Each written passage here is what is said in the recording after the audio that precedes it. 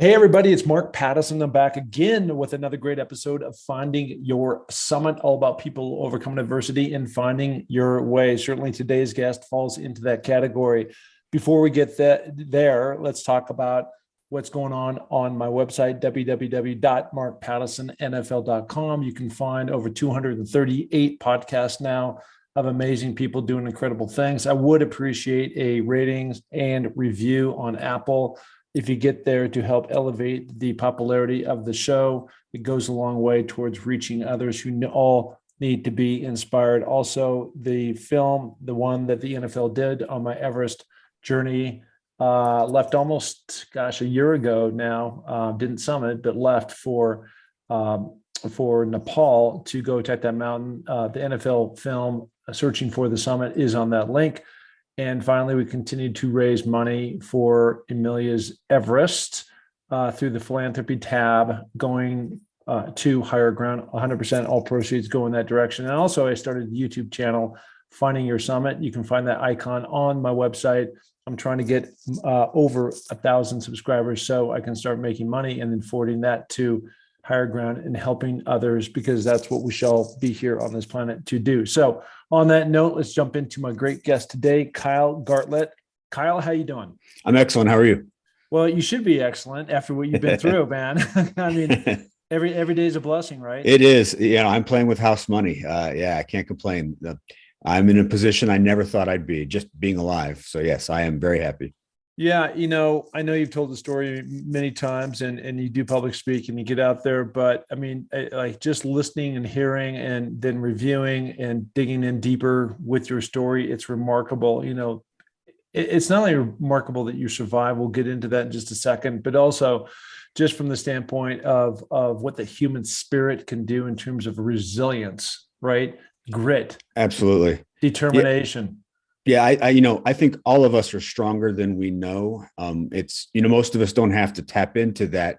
Certainly not by age 18 as I did. But I think that we just simply don't understand how strong we are until we have to be.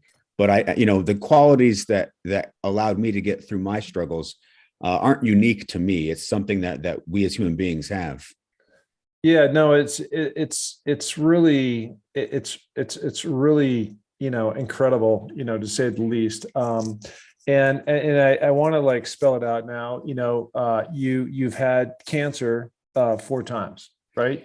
Yes, 4 times. Yep. And so going back to 18, you had lymphoma, Hodgkin's lymphoma. And tell me, like, I'm not an expert in any of this. I'm actually thankful that I'm not, the way that you are. But yes, I think of a lot of these different cancers that you get, even though you got to deal with it and you have to go in and if not taken care of, it can lead to something far worse. But the net is that getting Hodgkin's lymphoma is one of the better cancers to get if you're going to get a cancer. Absolutely. And this was 1989. So we're talking over 30 years ago. And it was still the good cancer to get. I mean, it was very, very treatable, very curable. I had a cure rate of about 85% at the time that I was diagnosed with it. So I began that battle right off the bat, knowing that I had a pretty good chance of survival. It didn't make my senior year of high school any better because it was survivable. I still had daily radiation treatments right after school that would pretty much wipe out the rest of my day. But I went in knowing that I had a good shot. And right off the bat, I was given really good perspective. So when you're going in for radiation, I was always there around 3:30 in the afternoon, right after school. And so I would see a lot of the same patients that were there at that time. And, nobody could really tell what kind of cancer most people have. But there was this young boy who used to be in the waiting room with me, who was probably 5 or 6 years old. And you could see, based on the hair patches on his head, that he was being treated for a brain tumor. And he probably didn't know what was going on with him, but I certainly did. And his mother that was sitting there with him did. And I knew that I had this very treatable, very curable cancer. And here is this young boy with a brain tumor. And so right off the bat, I had perspective as I began my own cancer journey. Yeah, but nonetheless, when you go and you sit down and you there's something going on, that there's something obviously that you have to go see the doctor, and then you go see the doctor, and then they do some test on you, and then they come in and, they sit down and go, look, man, we got good news and bad news. I guess the good news is that, or the bad news is they get cancer. The good news is that, of all these different cancers you can get, it's one of the better ones to get. And we think we can treat it. We think we can get you better. But when you first hear that gigantic 100-foot wave come at you, what is that like? Well, it's not just the diagnosis, it's everything, because immediately after my diagnosis, we started staging the disease. And so right there in the exam room, they did a bone marrow biopsy. And so they're tapping into my hip bone and trying to get the bone out so they can get down into the marrow. And so you've been a cancer patient for all of 20 minutes and they're already digging around in your bone, which is it's every bit as pleasant as it sounds. And so it is a crash course immediately. Your life has changed. And, these are, I had just started my senior year. I had already been accepted into the university I was going to. I was senior class president. I had this fantastic year set up for me. And all of a sudden I'm a cancer patient, and nobody expects to hear that when you're a teenager. And, I don't know that you expect it later in life either, but you certainly don't expect it when you're young. And yeah, it's a shock to the system for sure. And what did the other students, how did they treat you once they found this out? Everybody was pretty great. There were a few people who didn't quite know how to talk to me about it. And I understand. I don't know that I would have known how to talk to them had the roles been reversed. But then I had some other people who were absolutely fantastic, people that I had been friends with since I was younger, but in high school, we'd kind of drifted apart, but all of a sudden they were reaching out to me. I was really fortunate in the fact that I was on the football team, and as class president, most everybody knew who I was, and they were very, very supportive. The faculty was fantastic. I was very lucky in that respect. Well, you need a support system, obviously, to go through that. So, okay. Yeah. So now you ultimately you get through that. It's your senior year, you still got life ahead of you. You've now conquered this. You think all this stuff is behind. Yeah. And boom, here comes number two. What was the distance in between 18 and when now the second one showed up? Yeah. I had just finished my freshman year of college. So this was now about 18 months after I had completed radiation. It was June of 1991. And I felt it in my neck, which is where I had found it previously. And once you feel cancer, you know what it feels like. And so I knew before anybody else, I knew before doctors, I knew what it was when I felt it. I didn't need the biopsy this time around to confirm my fears. So I sat on that information for a couple of days because I knew that I wasn't going to go back to school the next fall. I knew that since we'd already done radiation and that hadn't worked, I knew that chemotherapy was what was coming up. So after a couple of days, I talked to my parents and we all went to the doctor together, and I did a biopsy again, and it was confirmed as the Hodgkin's recurring. And at that point, I began a 7-drug chemotherapy course that started in that June through the end of 1991. And we've all heard of chemo, and it's again, I haven't been through this, but it sounds as awful as can be awful. But essentially, and I want you to bring this to life so we really understand what you're dealing with. It's this almost like a death drip of poison going into your system to kill all these bad cells so that you can replenish. And so if you can what's the play-by-play of all the awful things that are associated with when somebody's taking chemo? Well, yeah, it's poison is exactly the right word. It is the idea is that it will poison you enough to kill the cancer and hopefully not kill you in the process. Yeah. But it does do a lot of things to you. The one that we most recognize with chemotherapy is hair loss. Yeah. And that is just because it attacks cells that are multiplying, and that's what our hair follicles do. So we lose all of our hair.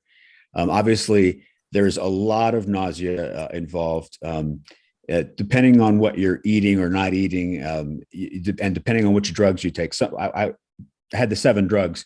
A couple of the drugs would affect me far greater than some of the other ones in terms of how I felt afterwards. The weakness, you start to get a lot of infections because as it goes into your body, it also is kind of destroying your immune system a little bit. And so it's not uncommon to get infections. I was in the hospital 3 or 4 times during the course of my 6 months with various infections and things like that need to be treated with antibiotics.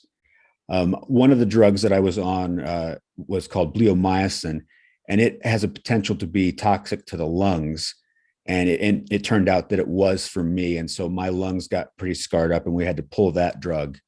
I got to the point where, I was a big fan of eating a bowl of cereal in the morning. Oh. And I got to the point where I could not lift a gallon of milk anymore. My parents had to start buying me smaller containers of milk because I did not have the strength. And so it's a cumulative thing. The first week you're having chemo, you have the nausea and vomiting. By the end of your 6 months, everything is hard. Walking upstairs is hard.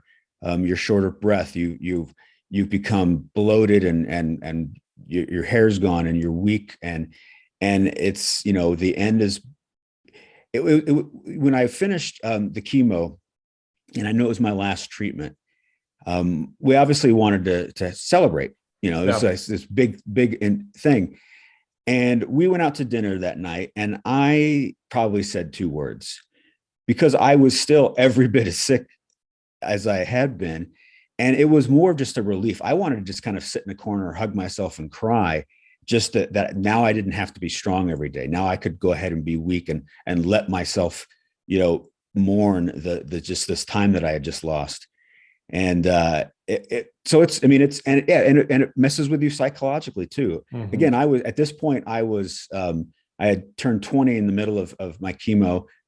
All of my friends are in college. I'm at home every day getting treatments and getting sick. And it's a tough road. Anybody who's going through chemo understands that. And if you've just watched somebody go through chemo, I think you understand it as well. Mm. And in any of this, did you ever and what I'm about to ask is certainly would be understandable, but did the whole idea of giving up just because you're so sick and so long and so ongoing, and now you're in your second round, you already had been through this once with radiation, now you're in your second treatment, you're still a young kid. Yeah. Right? Were there days where you just want to throw in the towel? No, there was never a time where I wanted to give up because even within recurrence, it's still a treatable cancer. Mm-hmm. My odds of survival were still good.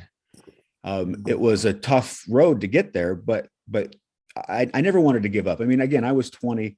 I was still under the impression that I could get past this, and then cancer would be firmly in my rearview mirror, and I would never have to see it again. And again, support was a big part of keeping me up and keeping me a part of the world. And so even though I was somewhat isolated from my friends, I still had people around who were there to help pick me up. And I never wanted to give up because I was still very much convinced that I was going to have a life afterwards. Well, you certainly did. And as life would have it, here you go again, you make it through this. It's almost like a death sentence. You've gone through the pain, you've gone through round 1, round 2. Now you're celebrating, even though you go out to dinner with your parents, you're really not saying anything just because you're so wasted. And then you fight your way back kind of into the game and feeling healthy again. And then bam, you get hit by this thing again. So how does that actually happen? How do you get, I assume it was lymphoma 3 times in a row. It was, yeah. So the third time was also the Hodgkin's. Yeah. By this point, this was late 1994. I had, returned to college after my chemotherapy. I had moved out to Southern California at that point, was finishing up college out there. Things were good. Things were normal. I was healthy, and I was convinced that cancer was a thing in the past, and all of a sudden a lymph node popped up on my neck again. And at that point, I was affiliated with the City of Hope, which is a hospital out in Duarte, California, which is just one of the world's best cancer hospitals. So I live 10 minutes away. So I was really fortunate to be right there. I already had a hematologist out there who was doing follow-up for me because of my previous Hodgkin's. And part of the thing was I had already gone through the radiation, I'd gone through chemotherapy, and I really did not quite know what was left. I mean, those had failed. Yeah. And so the stakes got a lot higher now because we were entering into a more experimental phase with my treatments. This was no longer the cancer you wanted to have, because now it was multiple recurrences of a cancer that was proving to be stubborn to known treatments. Turns out that they had been doing a specific type of stem cell transplant in breast cancer patients that was showing really good results in the lymph nodes. And so they were beginning trials on recurrent lymphoma to see if this therapy would actually work on that. And I was part of that trial.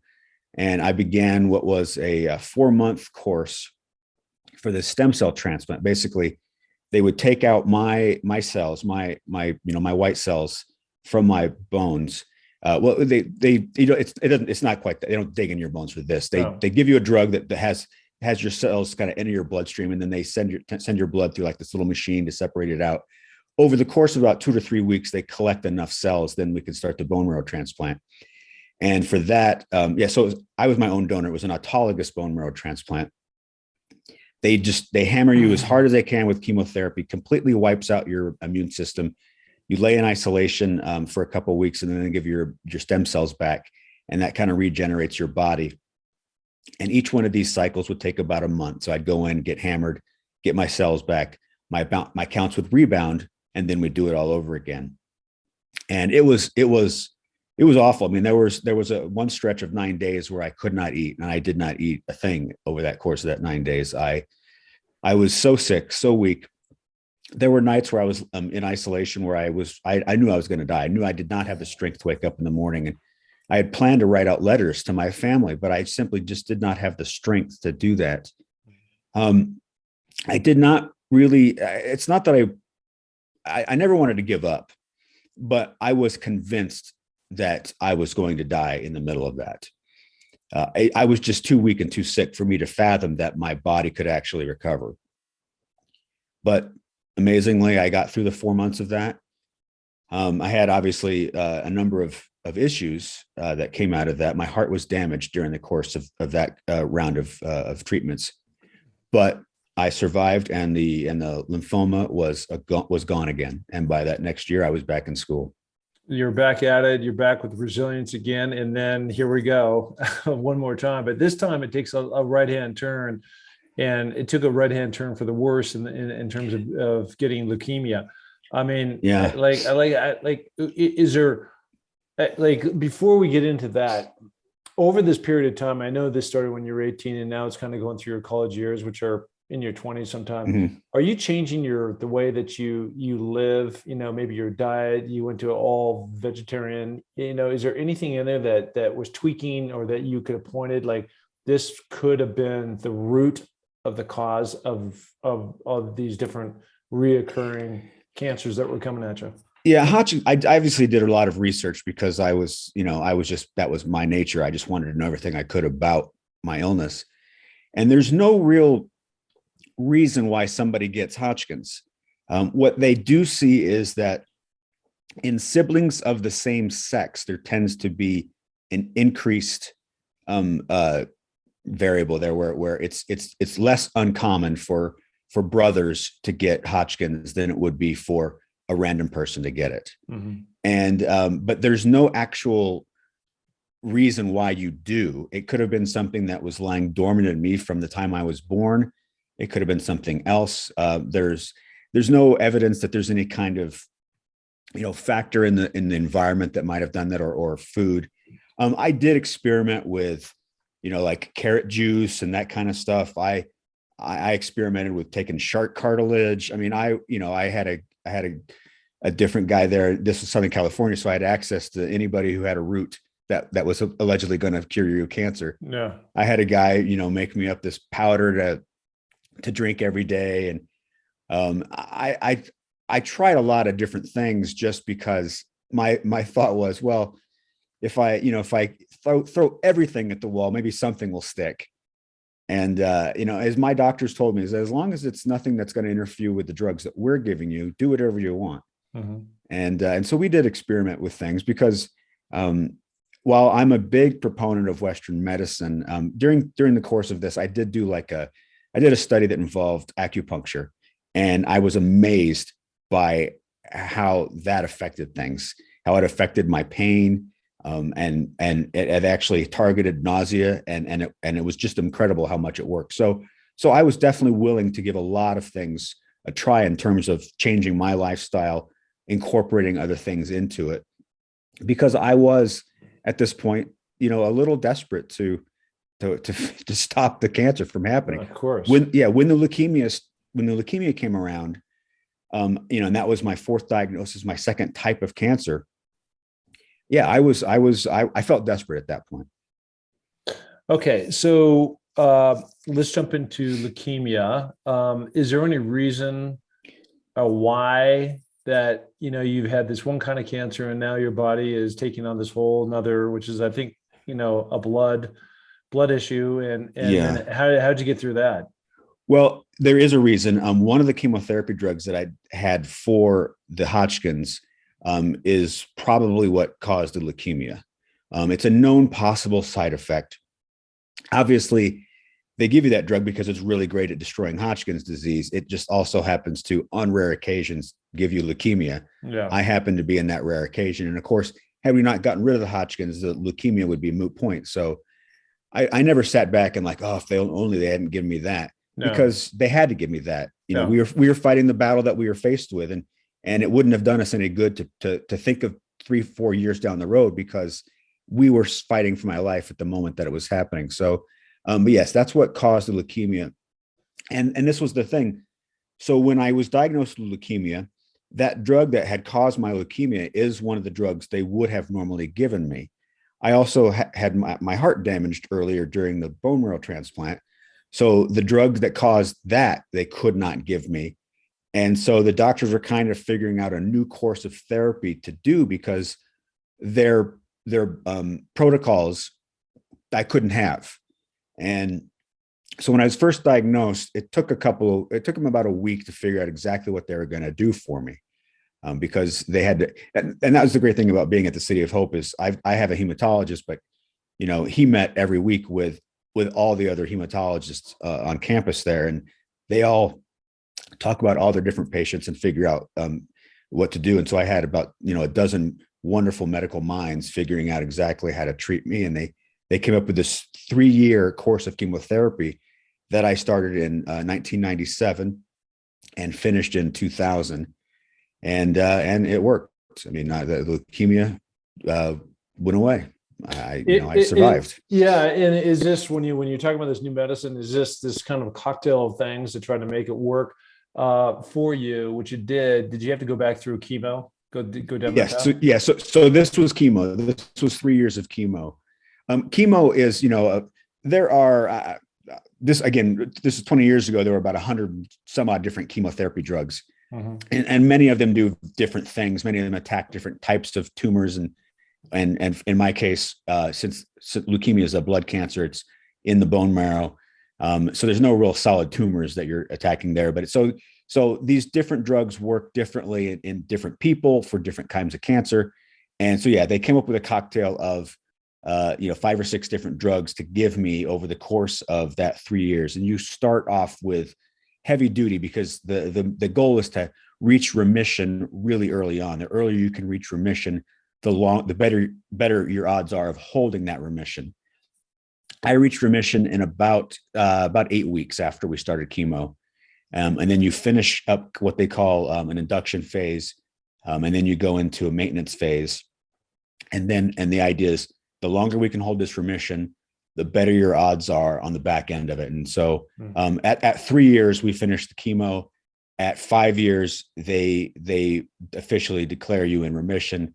And now, it's been, 20 years since I finished chemo. And so they would consider me now cured of all of that. Well, you were cured at the time. Let's stay in the moment, years ago. and like you've mentioned now twice, as you're taking all these drugs and just infesting your body, man, I can't even imagine that. I've been, knock on wood, very blessed to have a very athletic life. And part of being an athlete is to, be injury-free in every single way, disease-free, injury-free, and, live, to the best in maximizing and optimizing, what you can do. Now, because you've taken all these different drugs and everything else, and you've been through these now 4 cancers, it did a number on your heart, and now you got to deal with essentially replacing your heart, right?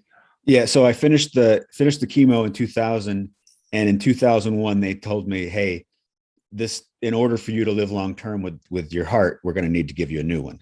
The heart damage is going to be progressive. It's going to continue to get worse, and without a transplant, you're going to die. So we're going to refer you over to UCLA.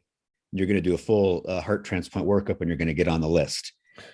And that was that was quite a day when I was told that. I had to sit with that one for a little bit, because what are they? I mean, you go through cancer 4 times, and then they say, "Oh yeah, by the way, we're going to give you a new heart. Otherwise, you none. All this was for naught." Yeah.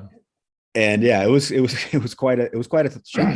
But so could you like from you were talking about, I think is cancer number 2, that without going in and getting an actual diagnosis, you knew it was cancer, lymphoma, just because you'd had it before, right? And yes. now, so I'm trying to equate that to, when you're walking around the block, if the doctors hadn't told you what they told you, would you know that your heart was faulty, or was there something going inside that gave you some kind of indicator? I was, there was things like I couldn't really I couldn't be truly active without getting pretty short of breath. But some of it was that because I was always being treated for cancer, I never could really identify what was chemo related, what was heart related. I just knew that I felt terrible and was limited. And it wasn't until I got far enough away from the chemo that I really got a sense of how much my heart was compromised. Because in the middle of that, everything you just feel terrible regardless. And so it was tough for me to distinguish which was related to the heart and which wasn't. So, but I ended up waiting on the heart transplant list for 5 years, and I got distance from cancer. And as my heart continued to go down, I got to the point where if I bent over to try to get something out of the bottom of the refrigerator, I'd have to be really careful when I stood back up, because the blood would all, my blood pressure was very low, and I would get lightheaded. I could black out. It wasn't uncommon for me to have little black moments where I'd have to sit and hold on to something and wait for my blood to get back into my head, because I just was kind of losing the picture. And there were certainly limits on what I could do. I could not take stairs. It was I could walk on flat surfaces, no problem. But you put like a bag of groceries in my hand, and all of a sudden it became really challenging. I just became really short of breath really quickly. So yes, I mean, the heart definitely was a big factor as I was getting closer and closer to the day that I was hopeful that I would get that phone call.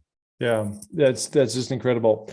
And that the wild thing is that when you do get that phone call, it means essentially that somebody has to die for somebody has to live, right? Yeah. So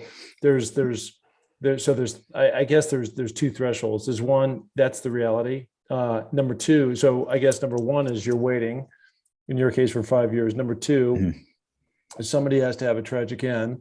And number 3, then they need to extract this heart from person 1 to then put it into you. And it's always been fascinating to me how they actually can take out somebody's heart and put another one in while the person is still somehow another alive, right? Right. I'm not sure how that works, but how long did that take for you to recover from all that you went through? From the transplant, I was in the hospital for only a week. It was amazing. They transplanted me on a Tuesday, and I was out the next Tuesday. And the thing about the transplant is it's immediate. My chest obviously needed to heal. My sternum had been sawed through, and I had a lot of healing there. But all of a sudden, I had this pump in my chest that worked, and I felt better immediately. As soon as I woke up from the surgery, I had energy, I had a blood pressure, I had color in my face. I just felt good, and that was not something I had felt in years. So there was the physical recovery was was a couple of months of waiting for things to heal, of doing some rehab just to make sure that I could move my arms, because obviously all those chest muscles are healing again. But I had such a good energy to me because all of a sudden I had this really strong and great heart that I was excited to tackle the daily rehab. And I was already looking forward to the life to come. And, I had this new engine and I just couldn't wait to take it out and see what it could do. It was such an amazing experience to be a part of that. As you talked about, it is so incredible that we can just take a heart from one person, give it to another person, and that person can just live a normal life with it. And for me to be able to be a part of that, to be right there on the front row of this amazing thing that science has figured out how to do, just really incredible. And I was so blessed to be, I am still, obviously I still have that heart. And things are fantastic. I'm just been really, really lucky. So now let's move forward. I think you're going to give me the right math on this, but 20 years, right? You're living in Denver now. And have you had any more scares, any bumps, any heart issues, any of that type of stuff from your physical issues that you've had in the past? My heart works really well. I take a lot of medications because of my heart. I take a lot of rejection meds that my body won't, because my body will never recognize it as part of its own. So I'm always having to take rejection drugs for the rest of my life. And so those cause, I have a few skin cancer issues. I've had, the radiation years ago combined with the immunosuppressive drugs today are part of that. But they're relatively minor and pretty treatable. I had a flesh-eating bacteria scare a couple of years ago where all of a sudden I had to have a pretty major surgery on my leg. Luckily, they were able to save my leg, and I was in the hospital for about a month from that. I've had blood clot issues, and where I had the blood clots were exactly where the bacteria started. They're not quite sure if it's related or not to that, but really overall, I've been very fortunate. I've lived pretty active since my transplant. As you know, I did a triathlon less than a year out of my transplant. I started to do longer triathlons because I knew I wasn't going to get any faster. So I figured, I should increase the distance. That way it's a little more impressive than doing the slow. Yeah. Doing the slow sprint. People are like, what's wrong? You do a slow Ironman. Nobody cares. So. Well, I mean, I've done a couple of half marathons, and the first one I think you did was the Malibu, and that's, it's not trivial by any means. You're running 10 or you're running 6 miles, and you're biking 30 or something, you're swimming a half a mile. And so, it's still doing it. You got to get out there, and especially for somebody who's been through all this stuff. But, the bottom line is that you're seizing life, and that's what that is all about. What does life look for you today in terms of day to day, what you're doing, how you're attacking life, how you're staying positive? It's funny. Right after transplant, I wanted to do really big things and make big impacts in the world. And now, maybe it's just because I'm older. I turned 50 this past year, and that's, an age I never thought I'd see. And it really, it may be just a case of, I just, the small things. I take the joys in, I just the other day I was with my aunt and cousins, and we went and had great Mexican food and margaritas, and it was just a joyful place to be with these people that I've loved all my life and have been a part of my life. And my wife and I are heading off to Portugal here soon for a short trip. We travel a lot with our free time. That's the thing we most like to do, is to travel. And it's just because that's, to me, it's such a joy to go and experience another place, another culture, to be around other, people that it just opens our eyes and our hearts to a different way of thinking and living. And it's just, it becomes those little small moments that I get to spend with my wife or my family. Or head out to California to see my parents and my brother and my niece and my nephew. And the joys in life to me are the small things. Mm-hmm. And I still dream of doing big things. I still Since my surgery on my leg, I haven't done any marathons yet, but I would like to get back and do a marathon or a triathlon. I still try to do something on my transplant anniversary to honor my donor, some kind of, even just a 5K or something, just to remind me of him and the gift that his family gave me that night and the life that they gave me. But really, it's about just loving each day of life, of getting up and realizing that I'm lucky to be here, and I'm gonna make sure that today is a good day. Yeah, I tell you, man, if more people have that same mentality, that same whole waking up with an attitude of gratitude mentality, I think the world would be a better place. Right now, we're going through this whole Russian-Ukraine craziness, and what's going to happen in the future, we don't know. But it just seems like people get a lot friendlier, a lot nicer when they do have that appreciation of life, when they are more grateful, and having gone through all these different things. Again, going back to grit, determination. The power of positive thinking, surrounding yourself with other people that are going to lift you up. I mean, all these things go a long way in terms of all of our existence. You don't have to have cancer or replace your heart to have those things, man. Right. Absolutely. And so I applaud you for making it here. You're on this podcast, finding your summit, and certainly going back to the title.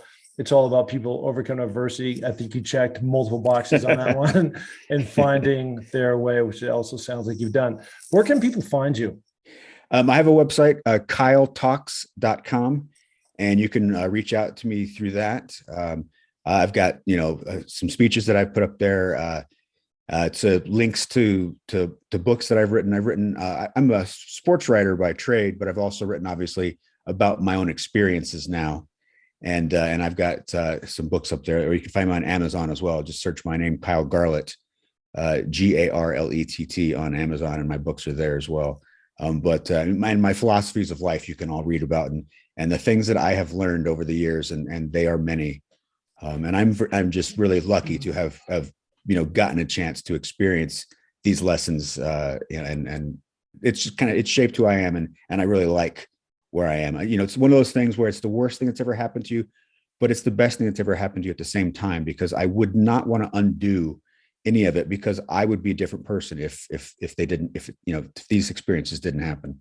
Well, there he is, a philosopher, an author, a speaker, and so much more. So listen, man, I so appreciate you coming on the pod, sharing your story, and we're all grateful that you're here today and sharing that love and positivity out there. Well, I really appreciate you having me on, Mark. All right, there he is, the one, the only Kyle Garlett. Appreciate it. Take care.